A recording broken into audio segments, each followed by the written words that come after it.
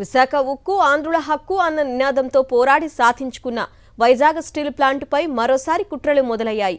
ఓవైపు ప్లాంటును ప్రైవేటీకరించమని చెప్తూనే మరోవైపు దాన్ని నిర్వీర్యం చేసే పనులు మొదలుపెట్టారు. మూలధన సంక్షోభం పేరిట స్టీల్ ప్లాంట్ ఆస్తులను వేలం వేసి ఆ తర్వాత దాన్ని దివాలా సంస్థగా చూపించే ప్రయత్నాలు చేస్తున్నారు. అధికారంలోకి వచ్చిన 10 రోజుల్లోనే బుద్ధి చూపించిన ఎన్డీఏ సర్కార్ రాజధాని నిర్మాణం కోసమే ఈ ప్రతిపాదన తెరపైకి తీసుకువచ్చిందన్న విమర్శలు వ్యక్తమవుతున్నాయి. ఇటీవలి కాలంలో రికార్డు స్థాయిలో ఉత్పత్తి సాగిస్తూ కొంతమేర లాభాలతో నడుస్తోంది విశాఖ స్టీల్ ప్లాంట్. పరిశ్రమకు ప్రత్యేకంగా గనులు కేటాయించి ఆర్థిక భరోసా కల్పిస్తే కష్టాల నుంచి గట్టెక్కించే అవకాశం ఉంది. లేదా సెయిల్లో విలీనం చేయడం ద్వారా మరింత అభివృద్ధిలోకి తీసుకెళ్లొచ్చు. ఇలాంటి ప్రయత్నాలు అందుబాటులో ఉన్న ప్రైవేటీకరణకే మొగ్గు చూపుతూ విశాఖ ఉక్కు ఊపిరి తీసేలా వ్యవహరిస్తున్నారు. విశాఖ స్టీల్ మెటీరియల్స్ నిల్వ చేసేందుకు హైదరాబాద్, చెన్నైలో స్టాక్ యార్డులతో పాటు ముంబై, ఢిల్లీ సహా వివిధ ప్రాంతాల్లో భవనాలు కొనుగోలు చేసింది. హైదరాబాద్, చెన్నైలోని ఈ స్టాక్ యార్డులు దక్షిణాదితో పాటు పశ్చిమ రాష్ట్రాల స్టీల్ వినియోగదారుల అవసరాల్ని 3 దశాబ్దాలుగా తీరుస్తున్నాయి.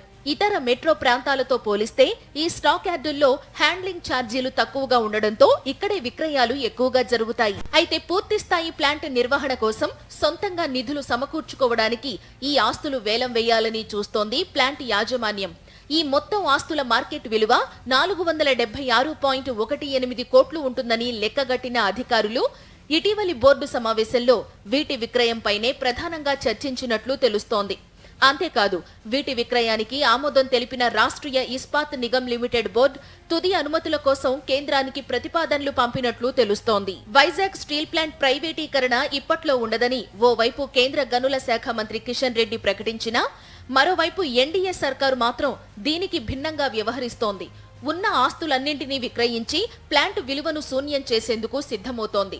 తద్వారా స్టీల్ ప్లాంట్ నష్టాల్లో కూరుకుపోయిందన్న భ్రమ కల్పించి ప్రైవేటీకరణ చేయాలని చూస్తోంది. వాస్తవానికి గత వైఎస్ఆర్సీపీ ప్రభుత్వం కఠినంగా వ్యవహరించడంతో స్టీల్ ప్లాంట్ ప్రైవేటీకరణకు బ్రేక్ పడింది. ఇప్పుడు ప్రభుత్వం మారిన వెంటనే దేశవ్యాప్తంగా ఉన్న ఆర్ఏఎన్ఎల్ ఆస్తులను వేలం వేయడం ద్వారా మరోసారి ప్రైవేటీకరణ అంశాన్ని తెరపైకి తీసుకువచ్చింది ఎన్డీఏ సర్కార్. అయితే ఏపీలో రాజధాని నిర్మాణానికి నిధుల కోసమే ఈ ఆస్తుల వేలాన్ని తెరపైకి తీసుకువచ్చారన్న ఆరోపణలు వెల్లువెత్తుతున్నాయి. అందువల్లే ఈ విషయంలో టీడీపీ, జనసేన పార్టీలు నోరు మెదపడం లేదన్న విమర్శలున్నాయి.